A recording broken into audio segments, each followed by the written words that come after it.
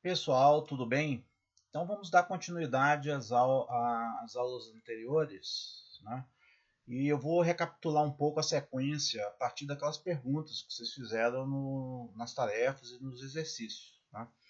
Houve muitas questões sobre a comparação entre os dois períodos, a questão da governabilidade, se o sistema é estável ou não. Assim, não deu para responder antes porque a gente não tinha introduzido todos os conceitos, né?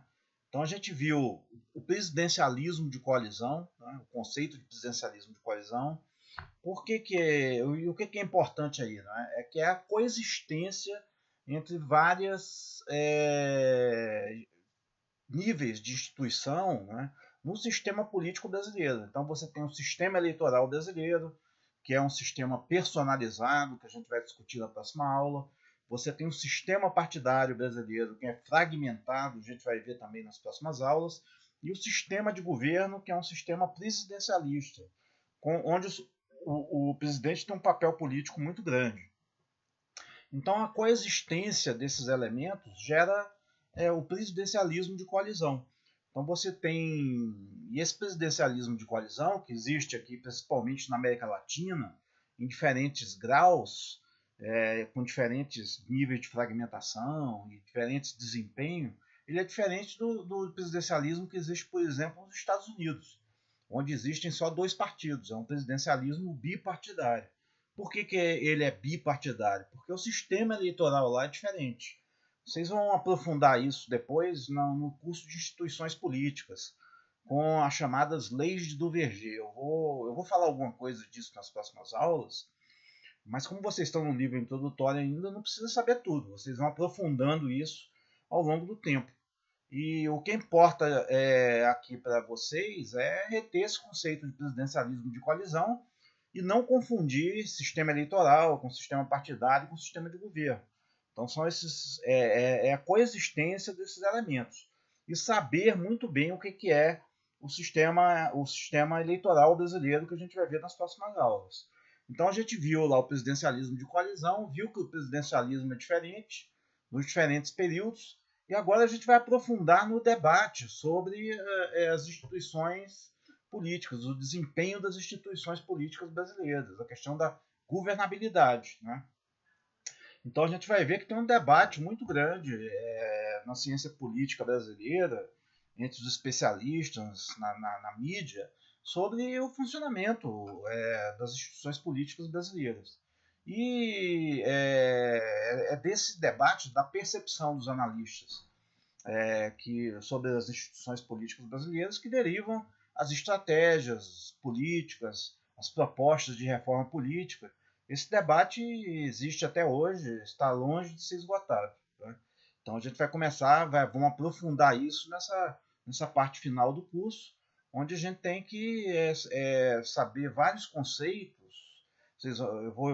A gente vai ver vários conceitos, vários modelos, elementos analíticos e empíricos para entender bem a questão do funcionamento do sistema político brasileiro e do presidencialismo de coalizão, do presidencialismo brasileiro. Nós temos um presidencialismo pluripartidário, né, que recorre constantemente a coalizões políticas para governar.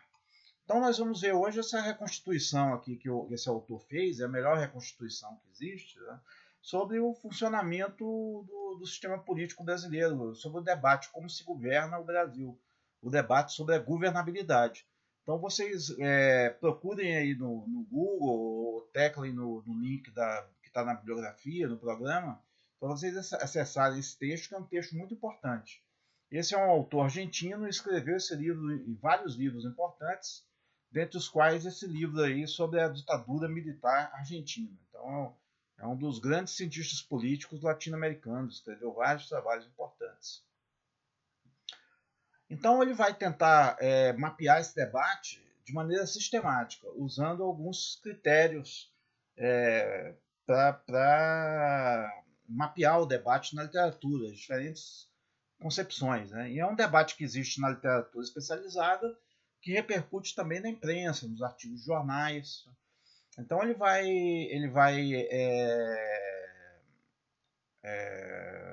utilizar para mapear esse debate duas duas variáveis, ou duas dimensões, melhor dizendo, dois blocos de variáveis básicos, que é a percepção dos analistas para o quão concentrado ou disperso está o poder no sistema político brasileiro.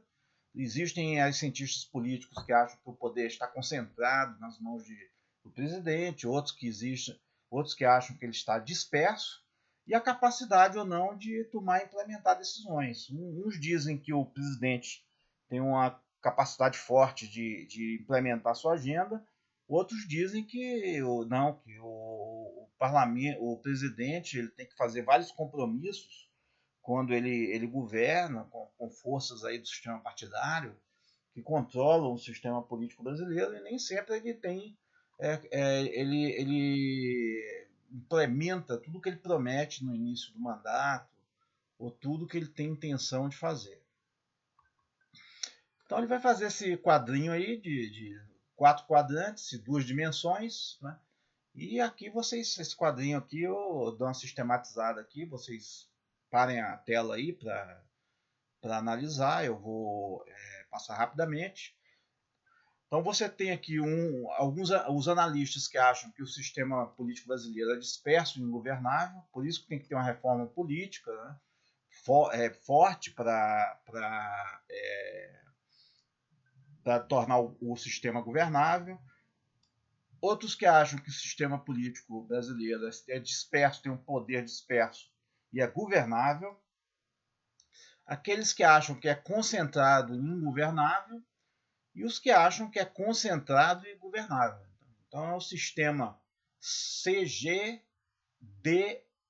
Né? Então você tem 4 dimensões que combinadas produzem as 4 grandes vertentes aí da literatura especializada, dos cientistas políticos, que estão aí citados na bibliografia, e também na percepção dos analistas, né?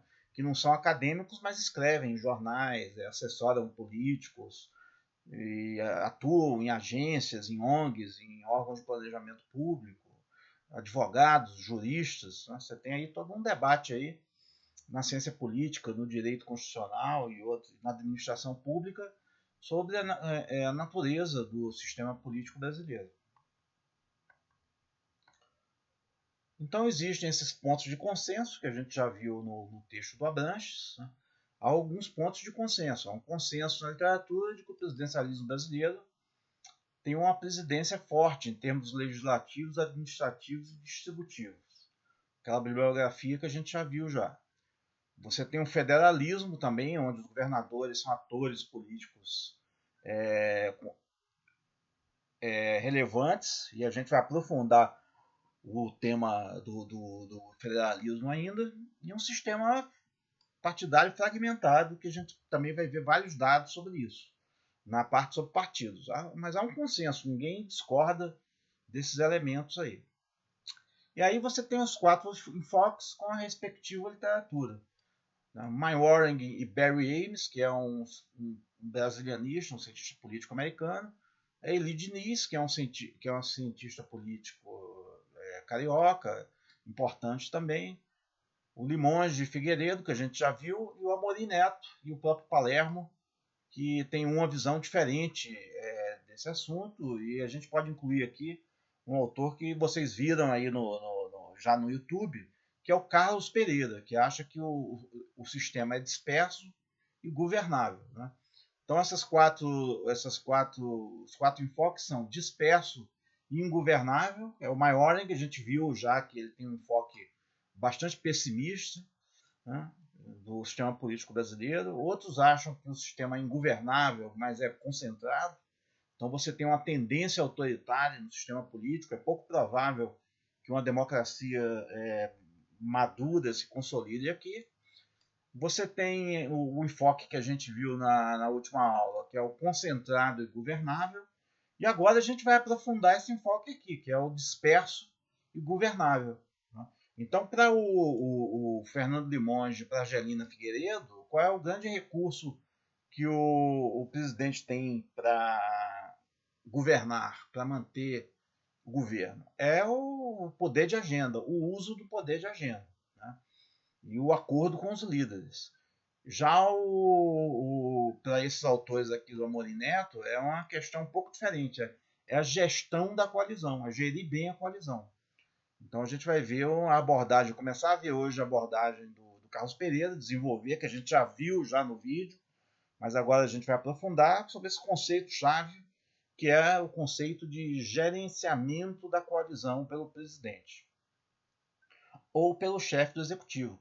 Ele tem um portfólio, ele tem um conjunto de ferramentas que ele pode usar para gerenciar a coalizão. E a forma como ele gerencia a coalizão determina o perfil de governo. Tá? Então, é a forma, é a estratégia, ou a interação entre os atores.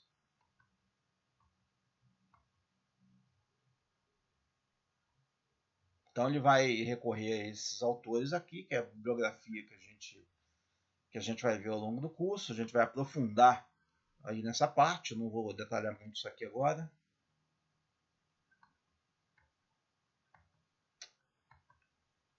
E aí as implicações do quarto enfoque. Né? Ele vai extrair algumas implicações desse quarto enfoque. E aí, como a gente já viu os 3 anteriores, eu não vou aprofundar, mas ele vai dizer que, quanto aos projetos de lei, né, há uma incerteza, né, há uma incerteza muito grande sobre a tramitação dos projetos de lei. Não é tão certo assim, o poder de agenda não é tão grande, tem toda uma dinâmica aí de tramitação dos projetos de lei e da agenda do executivo, que não é tão simples assim, como imaginam os adeptos do terceiro enfoque, mas também não é tão caótica como imaginam os adeptos dos 2 primeiros enfoques. Né? Então há uma governabilidade, mas essa governabilidade tem um certo custo e exige aí uma certa habilidade do chefe de governo, né, do gestor. E a segunda implicação é quanto aos efeitos na formação dos gabinetes de coalizão. O processo de formação de gabinetes de coalizão implica numa dissociação entre o que ele chama de 2 campos da própria estrutura do executivo: o presidente e a presidência. Né? O presidente é a figura do presidente ou da presidenta. Né? Então, a figura física, o presidente, o, o Bolsonaro, a Dilma, o Lula, são as características pessoais do presidente. E a presidência é a instituição, é o colegiado que exerce o poder. Então, todo presidente ele é assessorado por um grupo de assessores mais próximos. E esse grupo muda com o tempo. Né? Então, você tem um grupo, um colegiado ali de assessores que define uma estratégia de governo. Por exemplo, no caso do Lula, né, tinha muita importância lá o Zé Disseu, né, numa primeira fase. Depois o Jacques Wagner passou a ter uma importância muito grande. O Dulce, né, que era o porta-voz da presidência. Então o Palocci, que também tinha um poder, tinha uma influência muito grande. Então é um colegiado que define as estratégias. E esse colegiado pode mudar ao longo do mandato. Né? Então, no caso do Bolsonaro, a mesma coisa. Na primeira fase, teve muita importância o Olavo de Carvalho, né? O Damares. Né? Agora está tendo mais importância os militares. Ele se aproximou mais dos militares, de alta patente. Enfim, isso vai mudando. Então, a presidência é uma coisa dinâmica. Por isso que, às vezes, o mesmo presidente pode ter estilos de gestão diferentes. Então, o que ele vai chamar? O núcleo duro da coalizão presidencial que controla os centros decisórios, que é um ator mais complexo do que o próprio presidente. Né? Então você tem aí um sistema político bastante complexo, né? Que não é tão simples, e isso explica aí todas essas idas e vindas, toda essa dinâmica que a gente vê aí no dia a dia do governo. Né? Você tem um grupo, um colegiado de pessoas que implementa políticas públicas. Por isso que às vezes o presidente baixa um decreto, ele recua, né? Porque você tem perspectivas divergentes dentro do próprio parlamento. Né? Então o presidente não é um agente unilateral que tem um poder tão grande assim. Isso que serve para o presidente serve também para os chefes de executivo em escala subnacional. os prefeitos e os governadores. Então eu vou dar um exemplo sobre isso. Né? Eu tirei isso aqui do artigo do Carlos Pereira, aquele autor que a gente já viu, né? Onde ele vai colocar como variável independente básica para o sucesso, vamos dizer assim, para o perfil, melhor dizendo, de um certo governo, né? A gerência da coalizão presidencial. Então você vai gerir essa coalizão, você vai combinar ferramentas, um portfólio de ferramentas. E assim você vai determinando se a governabilidade de um determinado governo ela é eficiente ou não. E como o que é eficiente? É a estabilidade do governo e conseguir implantar metas, né? Conseguir manter base de apoio. Né? São esses elementos aqui que a gente vai ver. Então você tem as características da coalizão governamental. Qual é a primeira característica? O tamanho é importante. Quantos partidos você vai chamar para compor o governo, para fazer parte da secretaria? Ou você vai romper com os partidos? Vai se aproximar do centrão ou vai se distanciar do centrão porque os políticos são corruptos? Né? Então você tem o tamanho da coalizão é importante. Quantos ministérios vai ter? Muitos ministérios, como a Dilma, que tinha 38 ministérios, chegou a 41, ou menos ministérios. Né? Segundo dilema que você tem que resolver, a distância ideológica. Partidos mais homogêneos ou uma frente ampla. Né? Você vai incorporar mais gente. Cada uma dessas tem benefícios e tem custos. A gente pode discutir amanhã, vamos voltar a isso. A proporcionalidade. Né? Qual vai ser a proporção de ministros? Se você comparar, por exemplo, o governo Requião aqui no Paraná de 2002 a 2010. A primeira coalizão de governo do Requião foi praticamente um monopólio do PMDB. No segundo governo do Requião,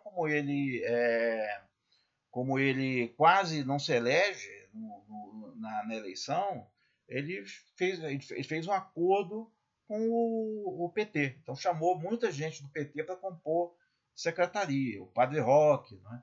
E outros petistas ilustres aí da época. Né? Vocês veem lá o ministério e tudo. Vocês vão ver que tinha muita gente no PT no segundo mandato que não estava no primeiro. E aí você tem um portfólio, aquela caixa de ferramentas que a gente viu. Quais são os bens de troca do presidente para gerir, ou da presidência para gerir essa coalizão? Ministérios ou secretarias, cargos no executivo, cargos comissionados, emendas parlamentares. A gente está vendo agora na eleição para a presidência da Câmara que as emendas parlamentares são um instrumento de troca diferente, e outros. Ameaças, chantagens, discursos ameaçadores, né? Todo o repertório de ações que um presidente tem para fazer exercer o seu poder de agenda. Só que isso não é ilimitado, ele tem que atingir um ponto de equilíbrio ali que permita ele executar a sua agenda e ao mesmo tempo manter apoio político. E, finalmente, como pode ser mensurada essa governabilidade? A aprovação das iniciativas, o apoio nominal do presidente e o bloqueio de ações da oposição. Né? Então, você pode fazer com que ele com que a oposição seja uma oposição ineficaz. Você tem uma maioria, você constitui uma maioria.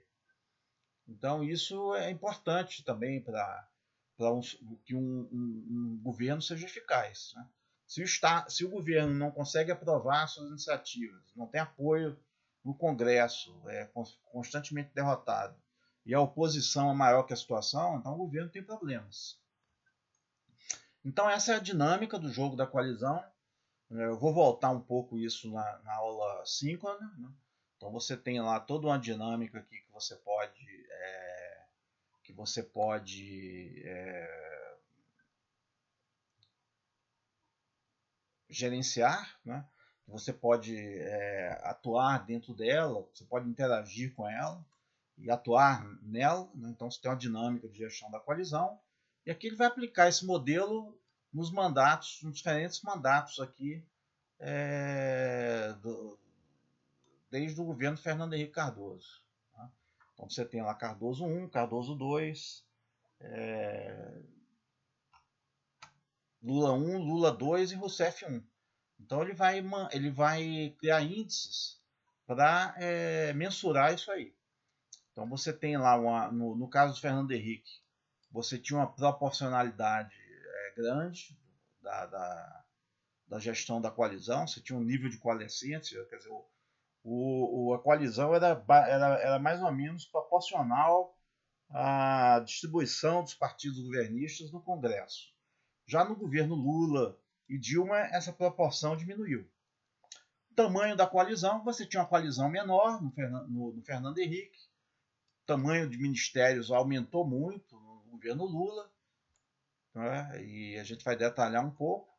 E aqui outro dado importante, a heterogeneidade da coalizão era muito menor no Fernando Henrique do que no governo Lula. Então, no governo Lula você tinha lá o PCdoB, do PCdoB até o PP, o PSD, que era o partido do Kassab. Então, você tinha o PCdoB, que controlava o Ministério do Transporte, e o PP, PSD, esses partidos do Centrão, que controlavam ministérios do turismo, para não falar no MDB. Então, o custo de gestão é muito maior. Né? Então, você tem aí uma heterogeneidade maior, uma dificuldade maior de implantar políticas coerentes. Você tem aí o porquê isso? Porque no caso do Lula, do Fernando Henrique e da Dilma, os partidos de centro-esquerda são minoritários no Congresso. Então, o custo de gestão da coalizão é maior. Então, ele vai elaborar um índice do custo de governo para mensurar esse custo de gestão da coalizão. Então, aquilo mais ou menos que a gente viu. Olha, o custo de governo aumenta, né, exponencialmente conforme aí o tempo vai passando na democracia brasileira e aumentou mais ainda no caso da Dilma II. Então, não é à toa que houve impeachment lá. Ela teve que, né, o custo da gestão foi muito grande para o governo, né? Então isso gerou uma instabilidade maior, uma instabilidade política maior e uma desaprovação maior no presidente quando passou a haver problemas na gestão dessa coalizão. Então você tem aqui também índice de custo da coalizão e da eficiência, né? São evidentemente variáveis opostas, né? Então o custo aumenta e a eficiência diminui. Né? Então você tem aqui apoio no legislativo diminui, né? E várias outras variáveis que a gente vai detalhar mais à frente. Então é basicamente isso, pessoal. Então o objetivo da aula de hoje foi introduzir essa questão do debate sobre a governabilidade brasileira, sobre a governabilidade da democracia brasileira, do presidencialismo brasileiro, e esse conceito-chave de gerenciamento da coalizão, que vai ser muito importante para a gente entender o desempenho dos governos. Então, na próxima aula, a gente aprofunda na questão do sistema eleitoral e por que o sistema eleitoral é importante como elemento explicativo de toda essa dinâmica aí que a gente vai ver no resto do curso. Então, um abraço, pessoal. Até amanhã.